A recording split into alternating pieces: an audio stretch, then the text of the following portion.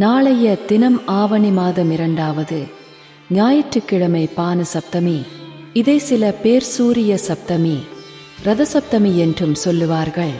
இந்த நாள் முழுக்க முழுக்க சூரிய பகவானுக்கு உரிய நாளாக சொல்லப்பட்டுள்ளது. இந்த நாளில் சூரிய பகவானை வழிபாடு செய்து நீர்நிலைகளில் குளித்து முன்னோர்களுக்கு தர்ப்பணம் கொடுத்தால் முன்னோர்கள் சாபம், முன்னோர்கள் தோஷம் நீங்கும் என்பது நம்பிக்கை. நாளைய தினம் நம்முடைய வாழ்வு சிறக்க எந்த வழிபாட்டு முறைகளை சுலபமாக செய்தால் நல்லது நடக்கும் என்பதை பற்றிய ஆன்மீகம் சார்ந்த தகவலை தான் இந்த பதிவின் மூலம் நாம் தெரிந்து கொள்ளப் போகின்றோம். பானு சப்தமி வழிபாடு நாளை அனைவரும் சூரிய உதயத்திற்கு முன்பாக எழுந்து குளித்து விட வேண்டும்.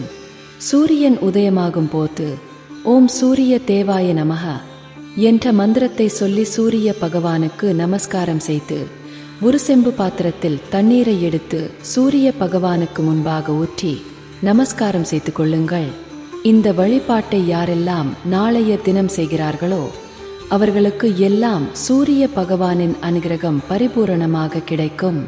வேலையில் தொழிலில் இருந்து வந்த தோல்விகள் எல்லாம் வெற்றியாக மாறும். வாழ்க்கையில் பல முன்னேற்றத்திற்கு இந்த வழிபாடு வழிவகுக்கும். மறக்காமல் நாளைய தினம் இதை செய்து விடுங்கள். இதோடு சேர்த்து நாளைய தினம் செய்ய வேண்டிய முக்கியமான பிள்ளையார் வழிபாடும் இருக்கிறது.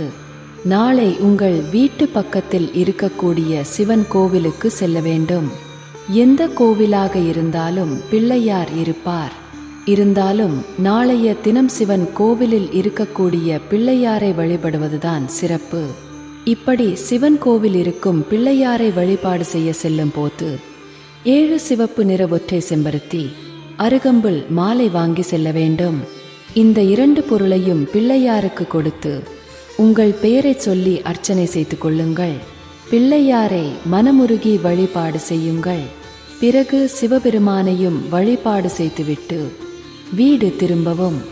நாளைய தினம் இந்த வழிபாட்டை செய்தீர்கள் என்றால் பித்ருக்களின் ஆசிர்வாதம் கிடைக்கும். பித்ருக்களின் சாபங்கள் தோஷங்கள் விலகும் என்பது நம்பிக்கையாக சொல்லப்பட்டுள்ளது.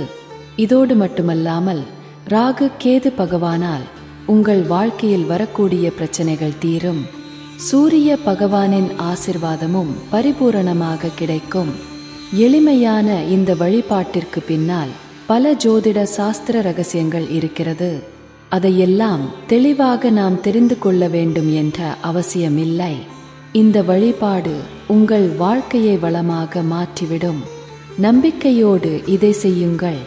நல்லதே நடக்கும். இந்த தகவலுடன் ஆன்மீகம் சார்ந்த இந்த பதிவினை நிறைவு செய்து கொள்வோம்.